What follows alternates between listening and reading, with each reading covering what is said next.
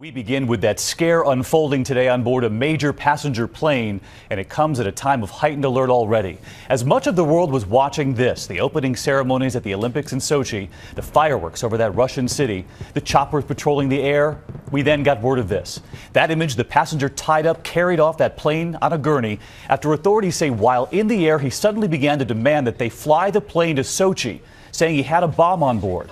Well, they tricked him, landing in Istanbul, and tonight that's where the plane now sits, in Turkey, the man in custody. And we begin here with ABC's chief investigative correspondent, Brian Ross.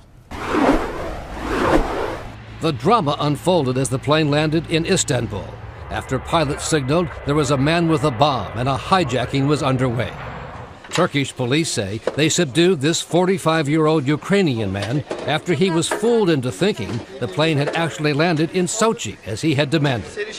He was later described as a hooligan who was under the influence of something, and no explosives were found. The Pegasus airline passenger jet was flying from the Ukraine over the Black Sea to Turkey and passed about 350 miles from Sochi.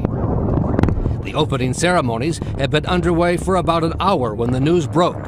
Helicopters patrolled the airspace around the Olympic Stadium, and there are missile batteries stationed in the mountains above Sochi just in case. It's totally plausible to think that someone might be giving the order to fire to take down a commercial plane. The incident underscored the concern by law enforcement officials about what they told ABC News today is an ongoing plot to blow up airplanes during the Sochi Olympics. The effort to put a bomb on an airplane in and around Sochi is an ongoing concern right now that Russian intelligence agencies are looking very closely at. People briefed on the intelligence say it involves not only smuggling explosives onto planes in toothpaste tubes, which were banned earlier this week on flights into Russia, but also officials say there is intelligence that the plot involves tiny detonators taken from weapons being used by Islamic fighters in Syria.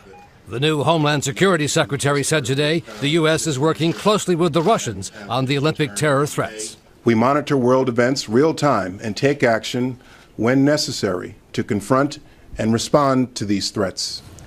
Today's hijacking is seen as a fluke, not a terror incident, but a reminder that the threat could come from almost anywhere at any time over the next 2 weeks, David. A fluke, but a troubling headline today. Brian, thank you.